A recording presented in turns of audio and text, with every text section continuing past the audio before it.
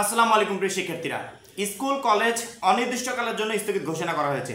মানে আবার কবে খুলবে এমন কোনো তারিখ শিক্ষা বোর্ড জানায়নি, অনির্দিষ্টকাল।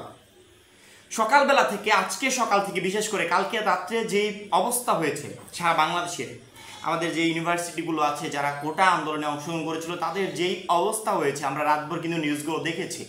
পরবর্তীতে সকালবেলা থেকে আন্দোলন কিন্তু প্রখরভাবে, দুই পক্ষের প্রখর সংঘর্ষ, তাদের নিয়ে নিউজগুলো দেখেছি। কি একটা অবস্থা আমাদের শিক্ষার্থীদের, আমাদের স্টুডেন্ট যারা আছে, ইন্টারমিডিয়েট শিক্ষার্থীরা, তারাও সর্বশেষ আন্দোলনে অংশগ্রহণ করেছে।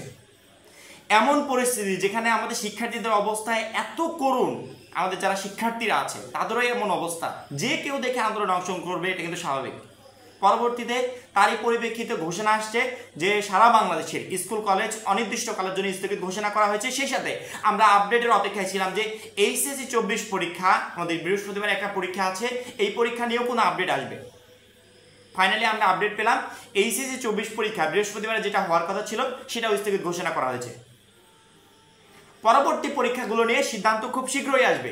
পরবর্তী পরীক্ষাগুলো স্থগিত ঘোষণা না করার আরও একটা কারণ আছে, কারণ হচ্ছে বৃহস্পতিবারে যদি পরীক্ষা অফ থাকে তাহলে শুক্রবারও অফ থাকছে, শনিবারও অফ থাকছে।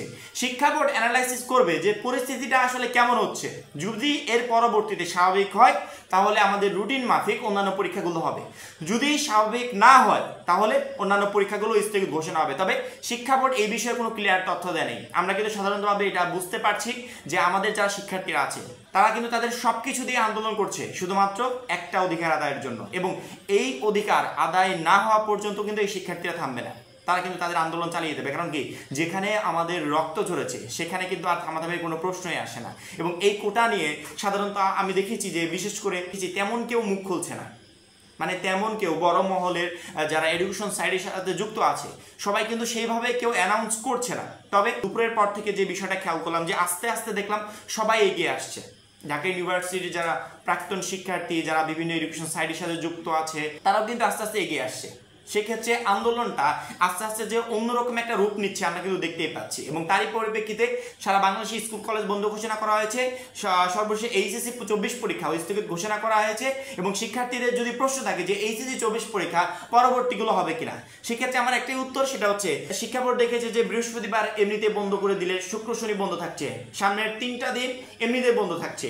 সেক্ষেত্রে তারা পরিস্থিতি বিবেচনায় করবে। পরিস্থিতি বিবেচনা করে যদি মনে হয় যে আসলে পরীক্ষা নেওয়া যাবে তাহলে তারা পরীক্ষাগুলো নিবে, এবং যদি মনে হয় যে না পরীক্ষা নেওয়া যাবে না, পরবর্তীতে পরীক্ষা স্থগিতের ব্যাপারে নতুন কোনো ঘোষণা আসবে। এখন এই পর্যন্তই এইচএসসি 24 বা স্কুল কলেজ বন্ধ সম্পর্কিত পরবর্তী সকল গুরুত্বপূর্ণ আপডেট আমাদের এই চ্যানেল থেকে পেয়ে যাবে। তার জন্য আমাদের চ্যানেলটা অবশ্যই সাবস্ক্রাইব করে পাশে বেল আইকনটাতে ক্লিক করে রাখবে। সবাই ভালো থাকবে, সুস্থ থাকবে, খোদা হাফেজ।